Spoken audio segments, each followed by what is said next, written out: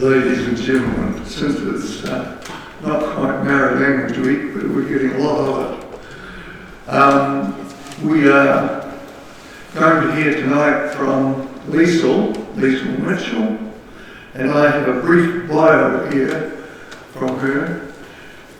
She's been a high school teacher of performing arts, something which makes my heart beat. Not beat. Having taken, I think it was more than 20 musicals and plays in a high school around here in Dunedin. An aerobics instructor, that's not me. A business owner, an entrepreneur, a teacher of English as a second language, a well-being facilitator, and currently a quality manager for a broadcasting solutions company. Her PhD in Peace and Conflict Studies reviewed large protest movements in Africa that took down dictators using non-violent civil resistance. Liesel was specifically interested in non-violent discipline. In other words, whether people maintain non-violent protests even when faced with violent repression. The work contributes to the understanding and success of protest movements, highlighting the human potential for non-violence even under the threat of extreme violence. The polarised state of the world today highlights the potential for violence and non-violent solutions and are needed more than ever. She's keen to apply her research and explore the power of non-violence in affecting everyday positive change. And before we begin, I want to make an apology for David Portney, who's not well. I think it was somebody else as well. Andrea Mosley, who can't be here tonight. Liesel, the floor is yours.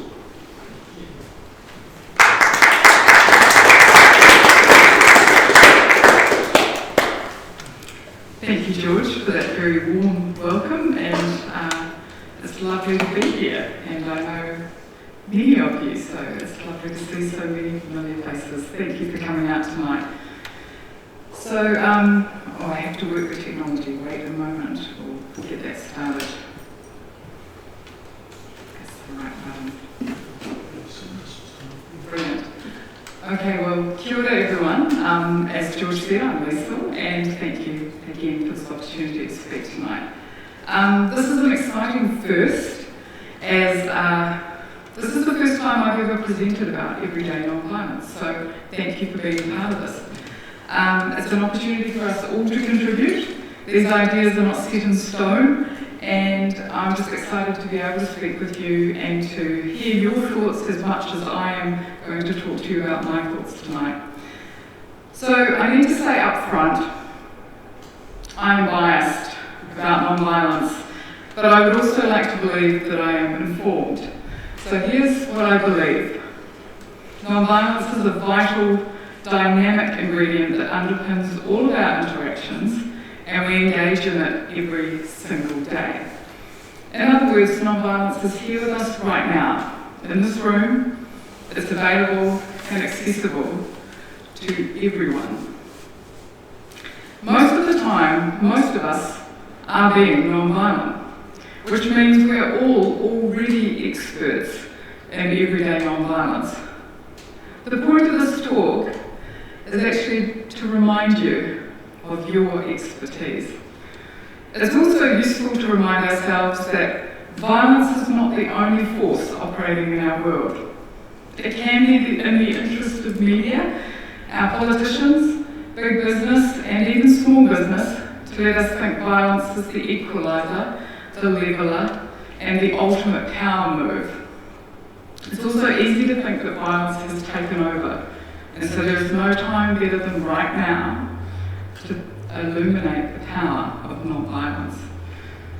So this presentation tonight has a lot of questions in it. I will be asking a lot of questions, and as I mentioned, this is sort of under construction, so I'll be really interested to hear from you at the conclusion of my presentation when I have some question time. So any questions that you have, do just hold on to them. I'd love to talk about those later.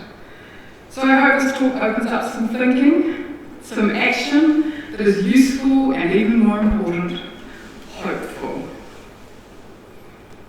Ooh, oh no, we've got multiple slides having an introduction. That's the right slide. This evening I'd like to talk about what nonviolence is. So give you a little bit of background, some of the tactics or methods that are used, and some examples of nonviolent campaigns. And then I want to move the thinking into how this idea is connecting huge groups of people to unite for a common goal, how this can be boiled down into sort of a day-to-day level, the power of everyday nonviolence. And I'll give some ideas for ways everyday nonviolence can be conducted, and some thoughts about what this might look like. Finally, I will speak a little about how we can get the ripples of everyday nonviolence started, and then we can talk a bit more about how you think that might happen too. So I want to start by telling you a little bit of a story. 50 years ago, I arrived in the world. And apparently I arrived without crying. Apparently I just lay there and looked around at everyone and everything. My mum was actually quite worried about me because babies are supposed to cry, right? And I wasn't. But it didn't take me long to work out that I needed to breathe and that crying came quite naturally to me. And then apparently it became something I excelled at. So I don't actually remember this very first moment of my life, but I really like the story. I like the idea that I paused for a moment to work out what was going on, to get a sense of my surroundings, to check out this new environment, and to work out what I was going to do, how I was going to respond. So I wanted to pause for a moment. This makes sense. And I'd like to think that this brand new version of me started life with some wisdom that I want to highlight right here. Pause. Reflect. And then respond. So, I went back to study when I was in my 30s and fell into peace and conflict study. I discovered this thing called nonviolence. I discovered this powerful force that could inspire massive change. And there was something so compelling about this idea of channeling powerful forces without the use of violence. I felt like nonviolence knew me and was speaking directly to me. And it wasn't surprising that nonviolence then became the topic for both my master's and then my PhD thesis. It felt like nonviolence had chosen me. I didn't have any choice in this. So this nonviolence thing, it's quite tricky to define. And even the word is a bit of a tricky one, as it relies on violence to define itself. It's quite literally not violence. So let's first start with a few broad terms, just a heads up at this point that we're just going to be scratching the surface on some ideas that probably need a lot more time than this talk tonight, but bear with me. These are some quick outlines to give you some ideas of where I'm coming from and may trigger some new thoughts for you as well. So first, peace and conflict. What's your understanding of peace? I know when I started to think about it, I was like, what is peace exactly? And what are some words that pop into your head? How would you define peace to someone who had never heard of it before? Is it calm? Is it harmony? Is it a complete absence of anything uncomfortable? Or maybe something quite different from that? Johan Galtung, who is considered one of the founders of what we know of as peace and conflict studies, talks about peace as two types of peace. There's negative peace and there's positive peace, which you may have heard of before. So negative peace is the absence of violence or war. Positive peace is the absence of violence or war, but also with all those structures that are put in place to help contain, to construct, and to sort of facilitate peace. So things like our justice system and education and infrastructure and things that actually help a society run in a peaceful way. So what then is conflict? And can you be at peace and be in conflict? And can you have conflict when there is peace? Well, first of all, conflict and violence are quite different things. They're not the same thing. Conflict is a normal and healthy part of all of our relationships. It helps us grow, helps us understand new perspectives, learn and develop. And one definition in peace and conflict terms is that it's an incompatibility between two parties. Now, conflict can occur then without violence. And so thinking then about what violence is, we then go back to Galtung again, who talks about 3 ways to think about violence.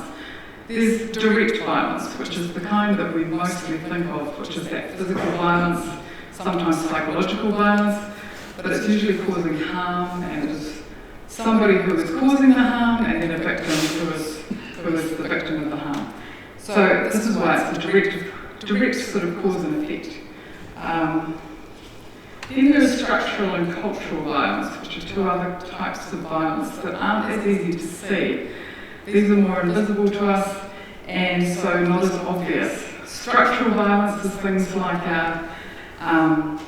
things that are structural in our society, like inequality, poverty, even unjust systems or laws that seek to oppress people, and often disable people's ability to choose or reach their potential.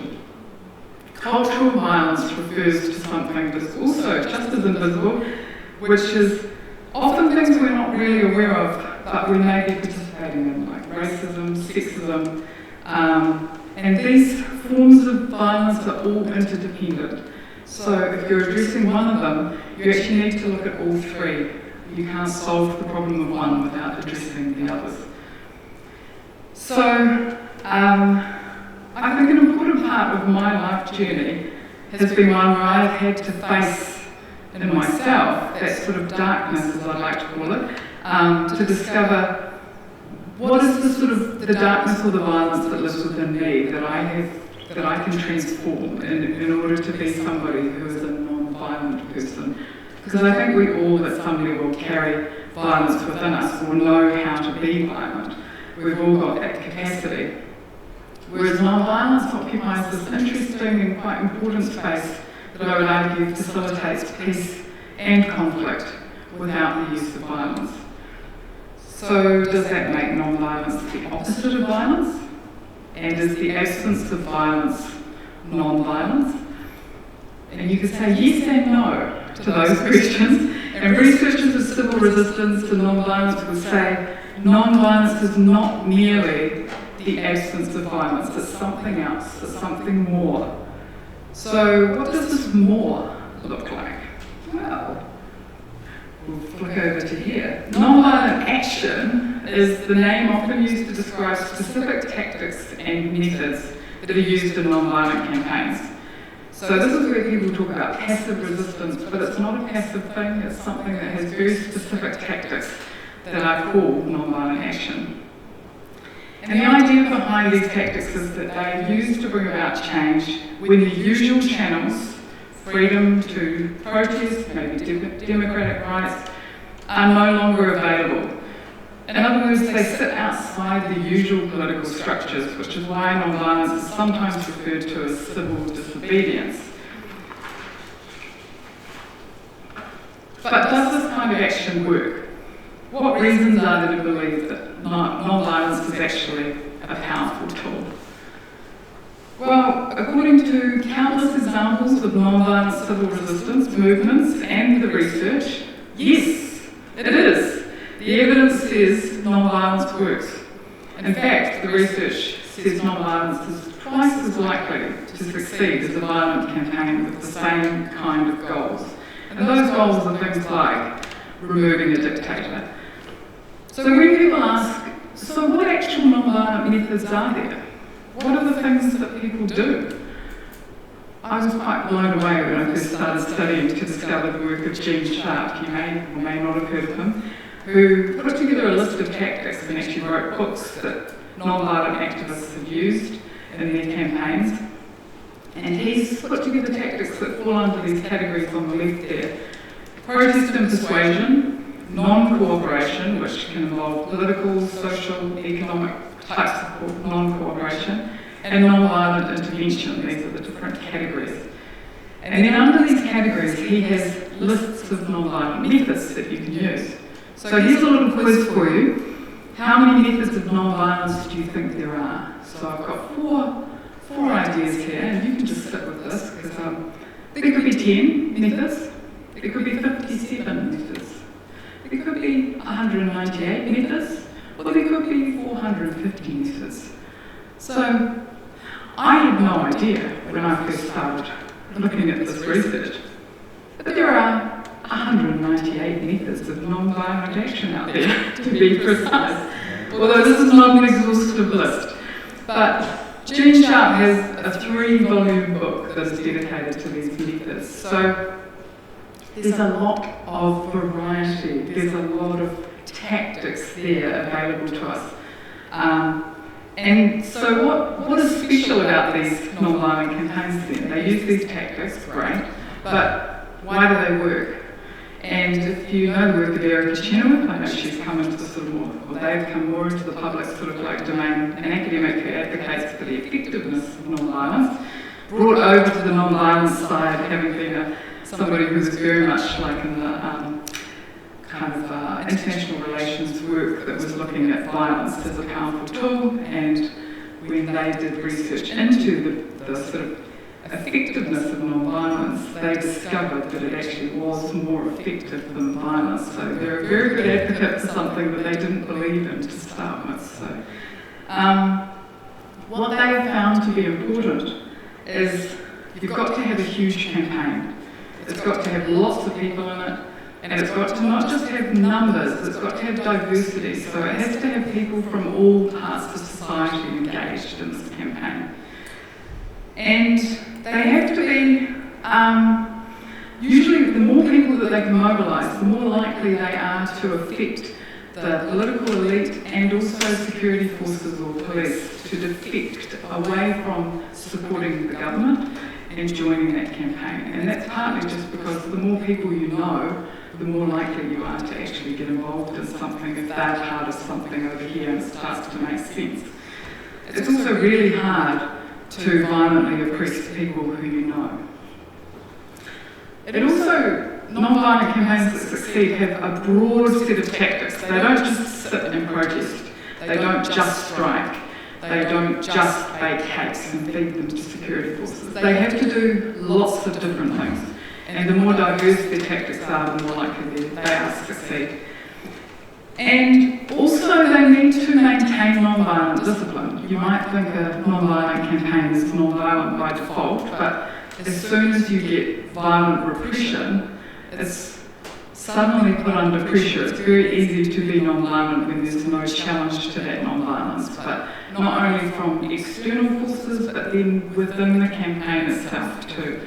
Political, security forces can pose as protesters, provocateurs will enter the campaign and try to stir up violence. So this is a tactic that always has to be allowed for, that you have to be able to manage violence in a non-violent campaign.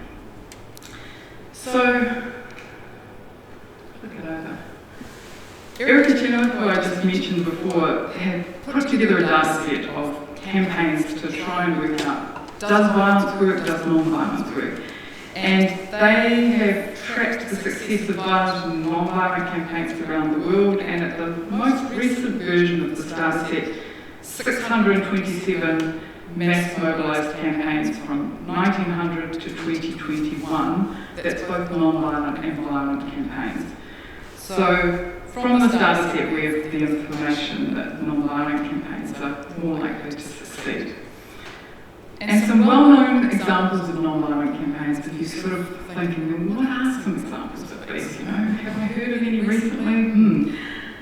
I googled just to see what came up, because I was like, well, what does Google tell me? Because that's like a fairly mainstream way of finding out information. And Google gave me 30, just like that. So I picked a few. February 1917, there was a Russian Revolution. Well, it did have violence in it, but it was predominantly non-violent. Indian independence movement is an incredibly well-known one, with Gandhi leading the Indian people to, they were led across many years, 1920s and 1947, freeing from British sort of colonial power. And during World War II, this is often an example people give, but non-violence doesn't work against people that are nasty. Only nice people will end up sort of succumbing to non-violence, but actually non-violence isn't about making people feel something, it's about really using the power of the tactics and the way that it's used, not whether you're a nice person at heart or not. That's not what's up for grabs here. So during World War II there were many examples, or several examples at least, of different countries and different people who either saved the Jewish people from the Holocaust in Berlin, Bulgaria, Denmark, the Schonborn and other places, and there are various other examples of resistance against the Nazi forces in particular countries. There's also the Civil Rights Movement, very famous also in America, Philippines People Power Movement in 1986, non-violent struggles to end communist dictatorships in many countries, sort of 1989, 1990s, early 1990s. One that I've really been interested in looking at was South Africa's end to apartheid, bringing Nelson Mandela to power in 1994.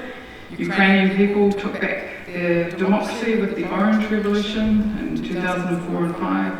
Arab Spring was successful and not successful in different parts, but both Tunisia and Egypt were able to oust their dictators at the time. And here in Aotearoa we have our own history of civil resistance as well.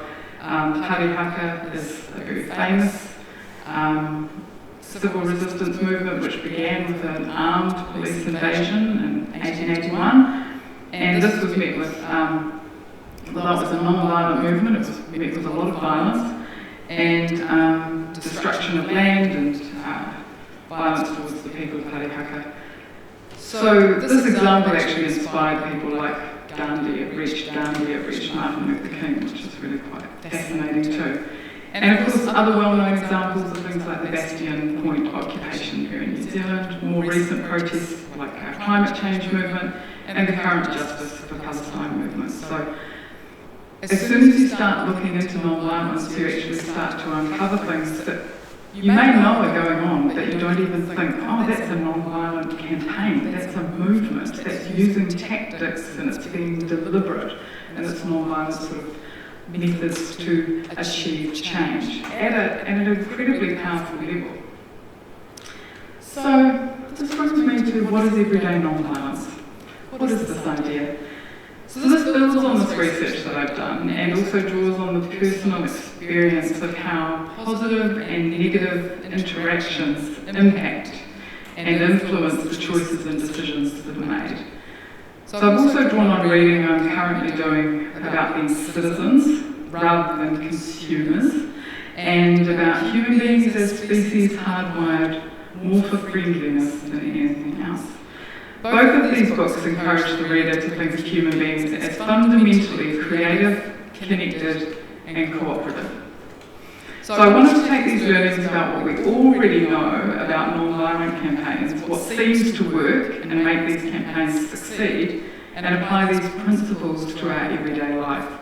How can we be non-violent citizens without needing a crisis situation to activate this thinking?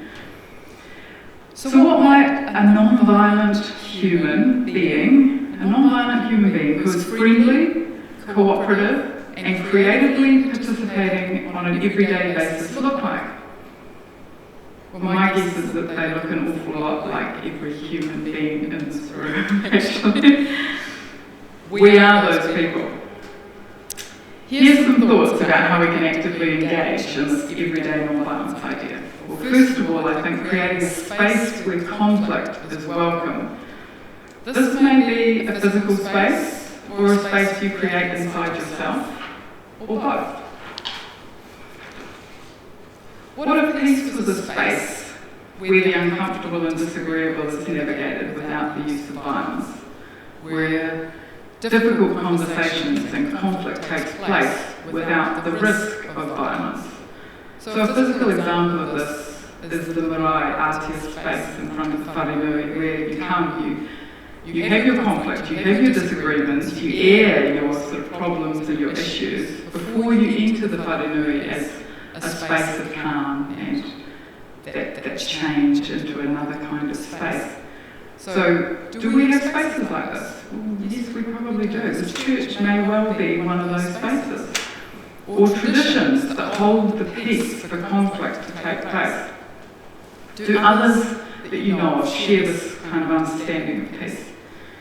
And second of all, once we've grounded ourselves in the knowledge that conflict is part of peace, then understand we have everything we need already inside us to navigate the uncomfortable. Third of all, that sounded good, didn't it? Third, trust that humans are mostly, just as you are, wanting to connect in a non-violent way.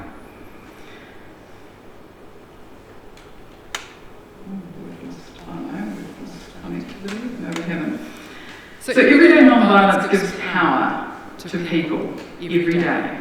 So rather than feeling passive, people can feel like they're doing something. The way people feel like they're doing something with violence. And you are doing something. Take a moment just to think about your day today. How many times did you make choices that were non-violent? Smiled at strangers, said hello to someone, helped someone, did something that just benefited somebody else. There are three important principles I talked about that help non-violent campaigns succeed, sort of broadly. So I've got them up here again. So those broad kind of like well-connected campaigns, lots of people, the diverse tactics, and then how you manage violence. So what would happen if we applied these principles to everyday non-violence? So we're talking about large campaigns, they need lots of people, diverse groups of people to succeed. So in other words, the more people that join from across all walks of life, the better. So everyday non-violence can be about connection. How do we grow our networks, our ties with each other? Because it's easy to connect to people we already know, or are known to us, or look like us. But the next level of everyday non-violence is connecting with people beyond your immediate circles. Smiling at people. Then when you see them again, going up to them and, didn't I recognise you from that cafe, or didn't I see you the other day? Being able to connect with people that you maybe don't know, and strengthening those networks that you have. Because then we start to feel like we are part of something bigger, with people that have names, and we will feel less afraid of people when we feel like we know people. And diverse tactics help a campaign, so what sort of diverse tactics are available to us who are being everyday non-violent people? And I was thinking about the different things we do to navigate uncomfortable situations. Sometimes it takes talking, sometimes it takes silence, sometimes it means removing yourself, sometimes it means hugging someone, or sending them a note tomorrow to say, hey, I'm sorry about what happened, or asking people how they're doing, or just listening, or maybe just being there, or suggesting something because they've asked for a suggestion, or setting boundaries because that was quite important to do, or following up with someone because you said you would.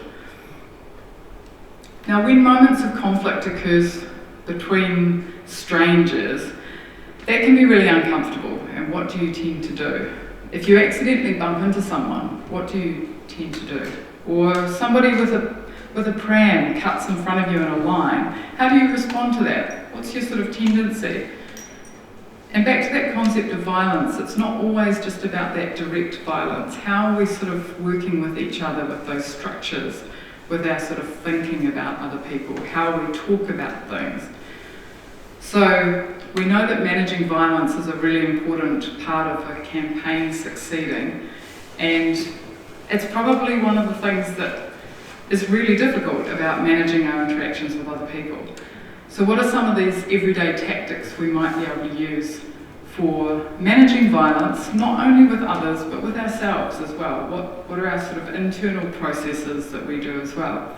So back to that invitation that I had right at the beginning, Liesel, brand new in the world, pausing, reflecting, and responding. So when faced with any kind of aggression or violence, how do you respond? And how might these three things perhaps change the outcome of a situation? And have you used them before? And what part of those three things are the most challenging to execute? It sounds very simple, but even pausing can be a very difficult thing to do. So, if we imagine everyday non-violence, whether we are consciously aware of it or not, most of the time, like I think I said right at the beginning, we are navigating or negotiating conflict with non-violent techniques. Most of the time, we are being non-violent. And I want you to imagine with me, just very quickly, come on a little journey with me very quickly. We're watching some people out the window together, and we heard them because their voices were raised, and we were all, oh, what's going on out there? And there's two people, they're talking to each other, voices raised, we can tell that something's going on that's not sounding like they're in agreement at all. And in fact, as we keep watching, their voices get more and more sort of escalated, elevated. One person's got their fist kind of clenched, they're moving closer to each other. We can feel ourselves, the temperature rising as we're watching these people going, well, what's happening out there? What's going on? And we then hear one person yell to the other one, well, the least you could have done was listen to me. And at that point, I push pause on the remote control, and neither of them move. They just stand there because they're paused by me. What do you think might be happening for these two people in that pause moment? So one of them's just yelled, wanted you to listen to me. What happens if you push pause? And how long do you then, if you can control this moment, how long do you want to keep the pause on before you push play again? So then I can hand you the remote control, because actually we've all got this remote control. But it's really our remote control. We don't actually have the power to pause other people. Just purely for this point of this story today, I'm taking liberty with my remote control. But this is a very powerful remote control you can use on yourself, and you might find other people respond differently if you do use the remote control on yourself. But back to these two frozen people, which we will release. What happens if we then push the reflect button? So they've paused, now they reflect.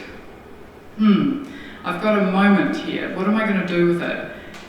And then what would you maybe expect to see when you push the respond button? And do you think that the response will be different from the response that might have happened if we'd never pushed pause and they just kept going? And I think there is a change that happens in that moment. We are doing non-violence every single day.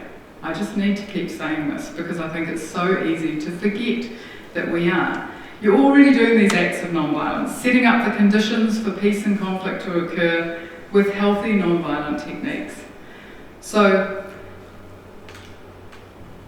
it is easy to feel quite powerless when we live in a world that is focused on violence. Violence is given more media time than non-violence, and it can create a feeling that violence is all around us. But if we stop and think about it, it's not. And I would argue that our actions and our expectations play a huge part in shaping our everyday, our communities, and our world. So if we expect people to be dangerous, unreasonable, scary, and untrustworthy, then we are much more likely to act in ways that expect and maybe even predict that behaviour in others. And I remember when I was living in South Korea and I didn't have much Korean language at all. And so every interaction that I had with people, I would try really hard to use all the communication I had to sort of make it a good interaction. And I was at a bus stop with my friend who I worked with, and she was from Canada.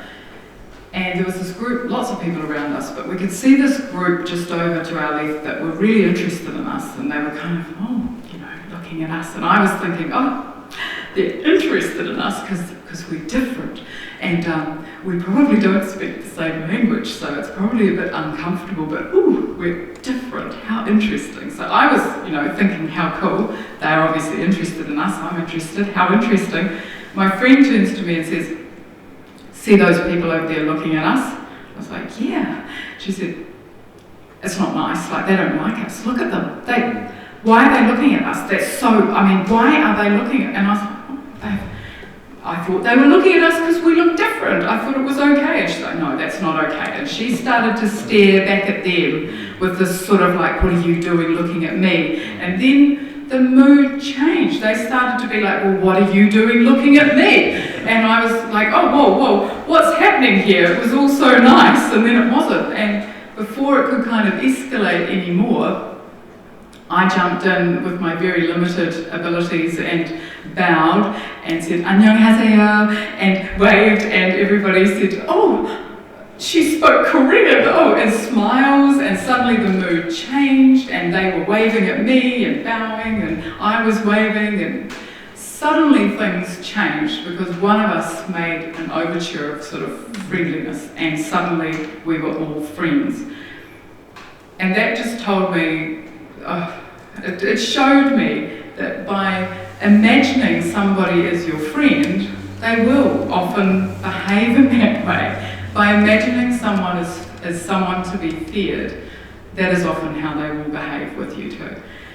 So, back to that idea, what if we believed everyone else was committed to everyday non-violence, and we were all in the know about pause, reflect and respond, and we trusted that most people were friendly, creative, seeking connection, and wired for cooperation? Can we create ripples far wider than our immediate circles by assuming the best in people and expecting the best from people?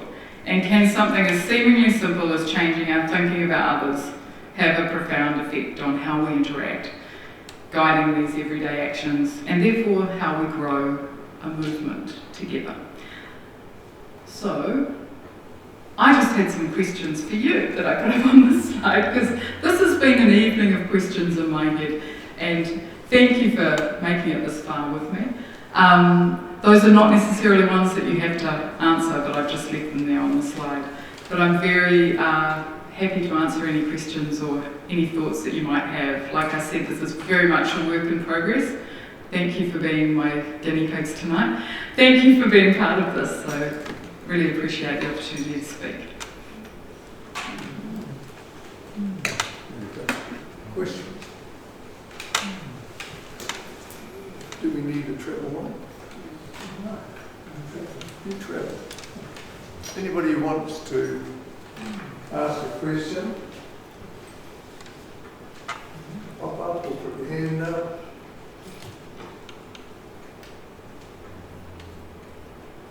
Or I've just blown you all away. Yeah. And that's fine too.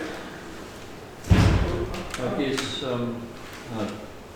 as a parent, there was a intentionality about not engaging in corporal punishment, because I had been a recipient of that system as a child, and I found that it was very soul-destroying and very bad for my self-esteem and everything. This is going on and off a bit. So as a parent, there was that intentionality about practicing non-violence and finding ways when the children did disobey or do things that were problematic, to do things like time out or waiting for it to calm down and then talking about it, rather than immediately saying you will get thrashed. So it was trying to create a home of that wasn't based on fear of punishment. But given all that, there was one time when I lost my composure completely, and I lashed out. So I learned from that I had my limits of what I could tolerate in terms of one of our children winding me up. So you do have to have a lot of discipline to choose non-violent options, like you were saying before. How do you manage violence when you're the victim of violence, even within a family? What do you do? That's right. Yeah, and I think people would often say violence is the easy answer. It's something we're all capable of, whether we want to acknowledge that or not. But non-violence is hard. It's the tough stuff, holding your composure, staying disciplined, being able to pause, allowing things to calm down. It's really difficult to do and takes a lot of practice. So one of the things also is, how do you practice this every day? Because if we are mindfully doing this and being aware of it, we're actually schooling ourselves in how to do this when maybe the temperature does rise a little bit.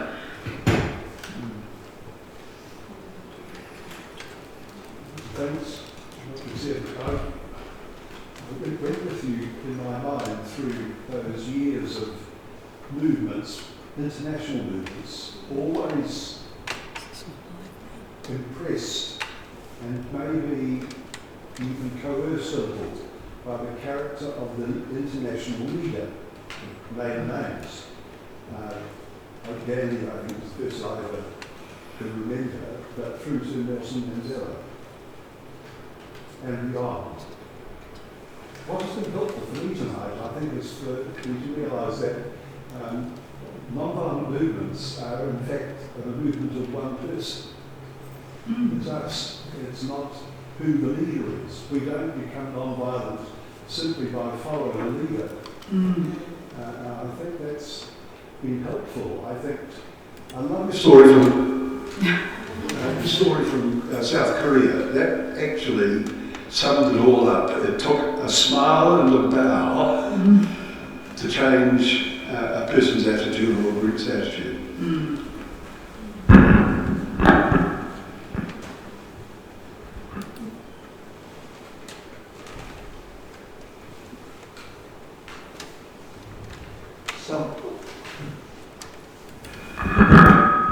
Some of you, like me, will have been brought up in the age of spare the rod and spoil the child. Well, we had a rod in the hot water system, and I was the child. There were occasions when I wasn't spoiled. I did get a thrashing once publicly outside for throwing stones at an old woman's dog. The dog was a fairly vicious character that lived along the road from us, so I biffed a stone at it. The lady in question came and complained to my mother. She yanked me outside and promptly broke the hot water stick over my legs. Now, there was no time then for reflection, pausing,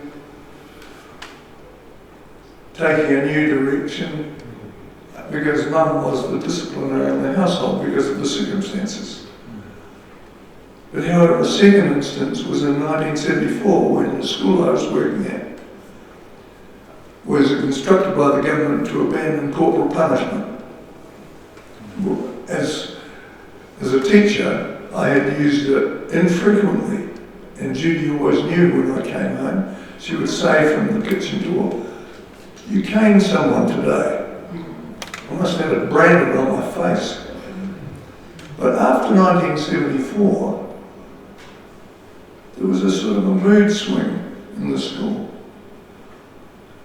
Firstly, the acknowledgement that the cane was only ever used on boys. Well, that's not entirely true.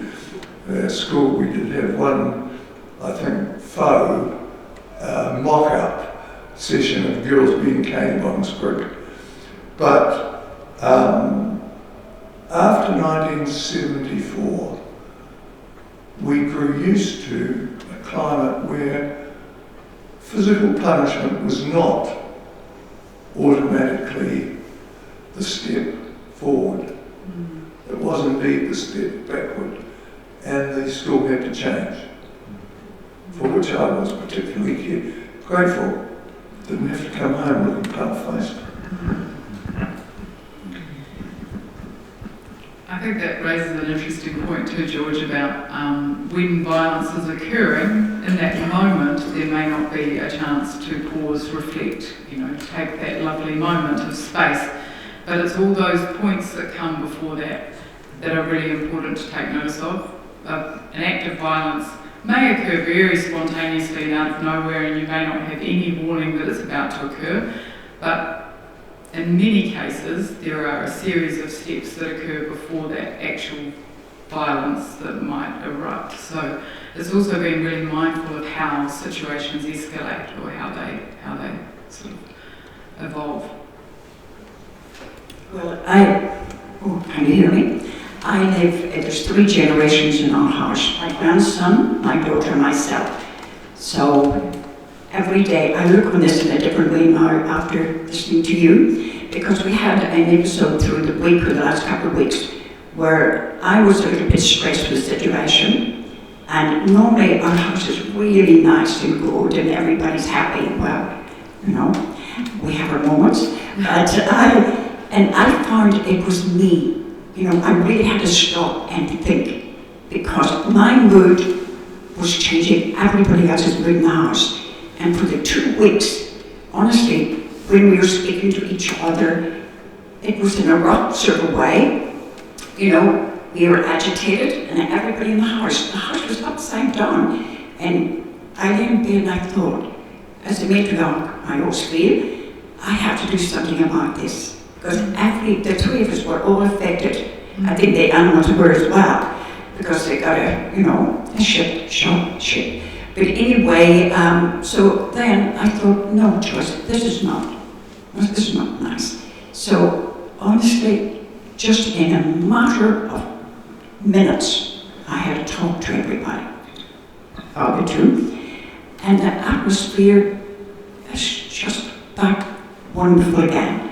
But so easily it can get out of hand, as you say, someone has to take a stand. So I'm glad I did it, because it could fester on, and to say we have to live 3 of us together, so it's lovely to be back again. But I would think about it differently again every time I come across a situation. Don't go that far into it, or don't let it go that long. Stop, nip it in the bud. Thank you.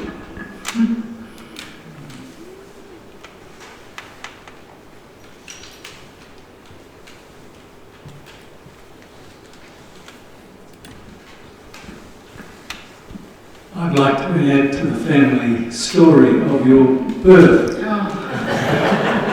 I forgot someone in the room was there, wasn't it? Yeah, someone else. I came across the other day a wisdom statement from the North American Indians. And they said, a baby comes into the world and cries, and the rest of the world rejoices. And it's important then for you to live your life so that when you die, the world cries and you are able to rejoice. And I think what you're sharing tonight is a style of life that can bring about that. So that's just adding to. Thank you.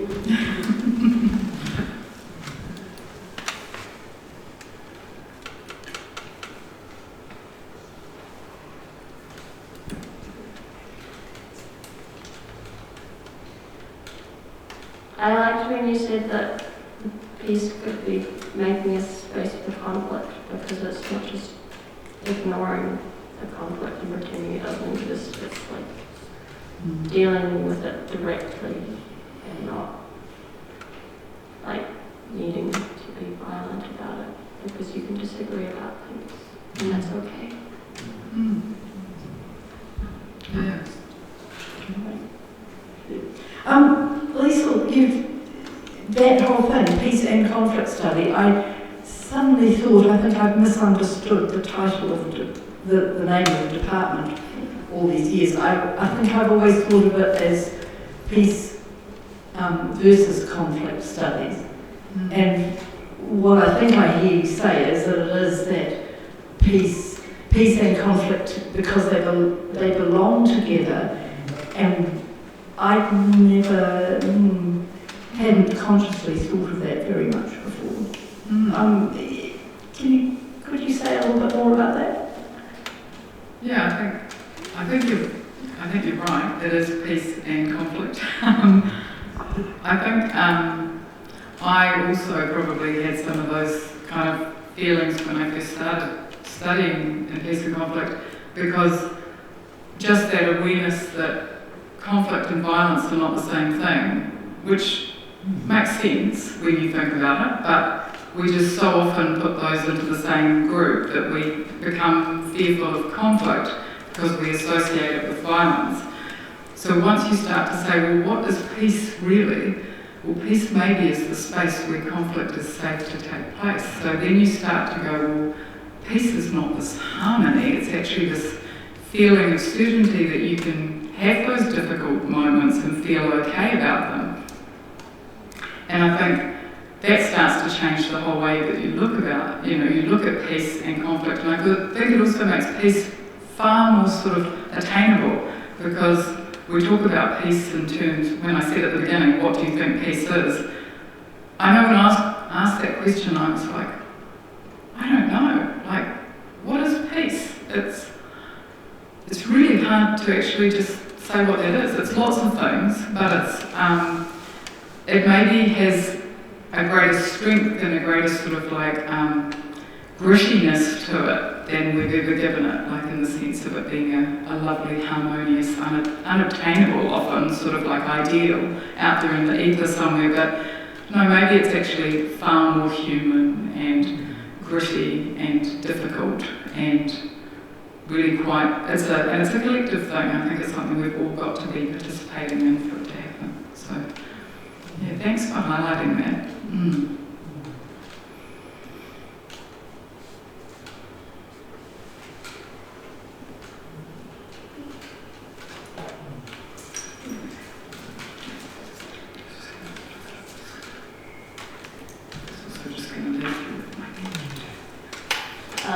Thank you, Liesel, for reminding us that there are lots of everyday acts that we do that help the cause of peace in our community. Like you say, a smile, a nice comment, hello, and I think, that's something I like to do, and I like to think it's making our community almost a safer place, because people think, people talk to you around here, I'll talk to other people as well, and maybe they'll pay it forward. 100%, yeah. I believe that anger is a good thing. How we handle it is another thing altogether. Stopping with it. Just don't have an outlet and leisure. It's just time to stop and think and be positive. Well, I think my pause, reflect and respond has come from years of great parenting, where I was told to go to my room and think about what I was doing and saying, and when I was ready to make a sensible contribution again and talk about it in a reasonable way, then I could return to the stage that I was taking. I like to have my little stage with stamping my foot. So I think I had a lot of practice at this idea of, I want to tell you how I feel, and well, you go away and think about that, and when you're ready to say it nicely, and we'll listen to you. Sometimes it was a very long time in my room. But I give credit to the parents for that experience. It really is. It's very, very important to pause. And I don't think we do it enough. Yeah.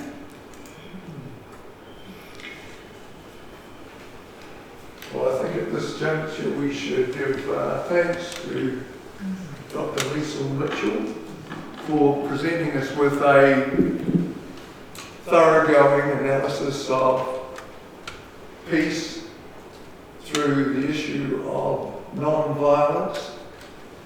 I think that we are all going away with something to think about. And on that note, I would like you to respond for how you feel tonight.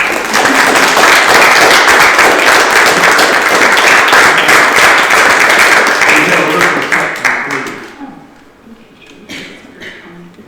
Thank you for coming. Thank you.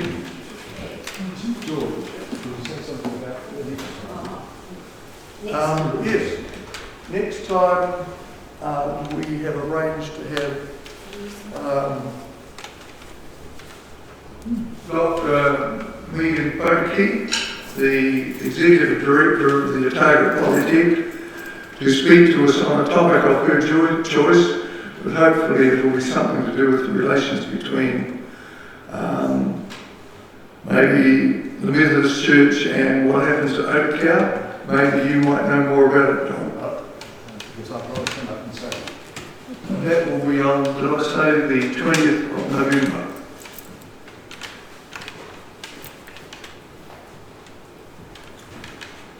Just a little bit of background to it. Megan comes from a generation in the Ellison family, one of the most notable families in Kaitahu, southern Kaitahu, who grew up not speaking Maori. Her Maori is what she has acquired as part of her education, not even through speaking at home. Her doctorate is in that process, is about that process, which she and many, many of her generation went through. And when I asked her initially to speak, it was to speak out of her personal experience of, my words, learning to speak Maori again. And that's, as far as I know, what the emphasis will be. It's in a year when so much of Maori culture has been called into question. It's important to have a person of Megan's status and leadership qualities and abilities to talk to us from that point of view, which is her, which is who she is.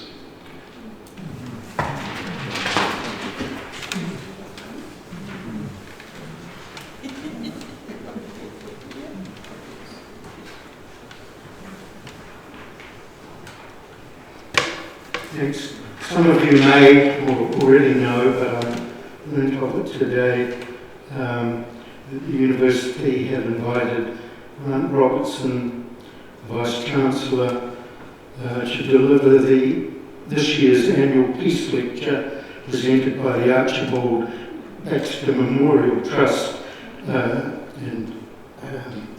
It's tomorrow evening, 5:30 to 7 p.m. in the Castle One Lecture Theatre at the university, and I believe it's available online, but you may be interested in attending.